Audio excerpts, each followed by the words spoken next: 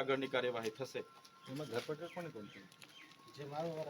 ના ના એજન્સીની રણજીતભાઈ એજન્સીમાં એજન્સી તમે મને પહેલા કોપી બતાવો, અમે જોઈ લઈએ છીએ વ્યક્તિઓ કોણ છે, એમની સાથે વાત કરી લઈએ કોણ એજન્સીને આ કોન્ટ્રાક્ટ આપ્યો છે, એનું નામ આમાં છે કે નથી, બરાબર. જે અધિકારી આમાં લાયઝનિક અધિકારી છે એનું નામ આમાં છે કે નથી, બરાબર છે ને.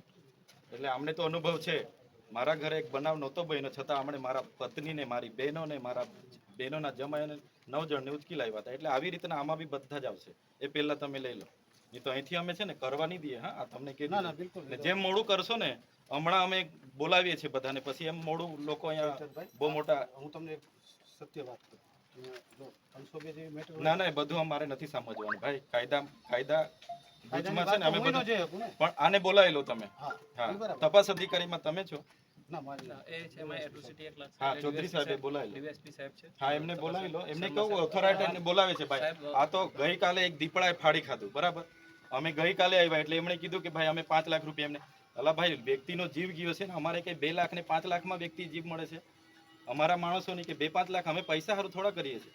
એનો પરિવાર છે ને આ બધો. તો અમારે રોજના હું આજ બેઠવાનું છે અમારા વિસ્તારોમાં. દીપડા લાવીને ઘડીકમાં છોડી દે, એ માણસોને ફાડી ખાઈ જાય. આવા બહારના લોકો આવે, અમારા માણસોને બાંધીને મારે. બિલકુલ નહીં ચલાવીએ. તમે એવું નહીં, ગંભીરતાથી લો ને બોલાવો.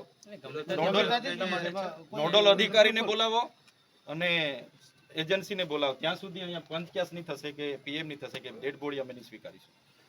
ને અમે બધા સંગઠનોને હમણાં જાણ કરીને પછી બોલાવીશું. પછી 2-4 દિવસ લાગશે અમને, વાંધો નહીં, અહીંયાથી અમે નહીં હટીશું. આ તમને કહી દીધું.